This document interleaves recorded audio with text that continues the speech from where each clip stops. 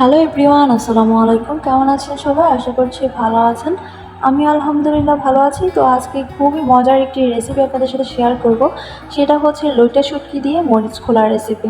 তো খুবই মজা হয় এই খাবারটা। যারা শুটকি লাভার আছেন তারা তো অবশ্যই খুবই পছন্দ করবেন। আর যারা শুটকি খেতে চান না তারা একবার হলেও ট্রাই করে দেখবেন, অবশ্যই ভালো লাগবে। তা আমি হচ্ছে প্রথমে একটি প্যান বসিয়ে দিয়েছি। প্যানে দিয়ে দিয়েছি পরিমাণ মতো তেল। তেল দেওয়ার পর আমি দিয়ে দিয়েছি এখানে কিছু পেঁয়াজ কুচি আর হচ্ছে কাঁচামরিচ ফালি।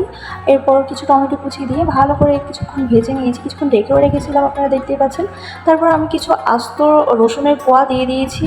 প্রায় একটার মতোই, একটা রসুনই আমি পুরো আস্ত দিয়ে দিয়েছি, শুধু কোয়াটা হচ্ছে খুলে খুলে। দেন আমি দিয়ে দিয়েছি এখানে লবণ। যেহেতু শুটকিতে একটু লবণ থাকে, তো ওই অনুযায়ী হচ্ছে লবণটা দিতে হবে। আর এখানে দিয়ে দিয়েছি লাল গুঁড়া মরিচ, সামান্য একটু জিরা গুঁড়া আর হচ্ছে হলুদ গুঁড়া দিয়ে তারপর মশলাটা সামান্য একটু পানি দিয়ে কষিয়ে নিয়েছি।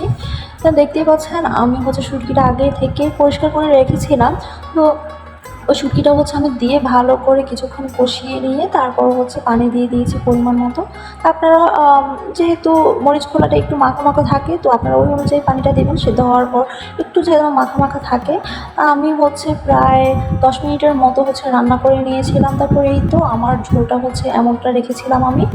দেন আমি এখানে কিছু কাঁচামরিচ বাড়ি আর ধনিয়া পাতা কুচি দিয়ে আরও কিছুক্ষণ ঢেকে রেখে কমপ্লিট হয়ে গেছে আমার রান্না।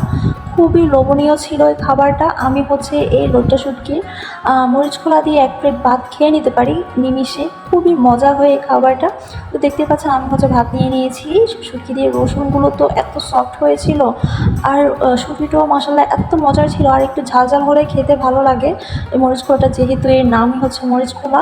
তো আপনারা অবশ্যই এভাবে ট্রাই করে দেখবেন, আশা করছি ভালো লাগবে। তো আজকের ভিডিওটি এ পর্যন্তই। সবাই ভালো থাকবেন, সুস্থ থাকবেন। আল্লাহ হাফেজ।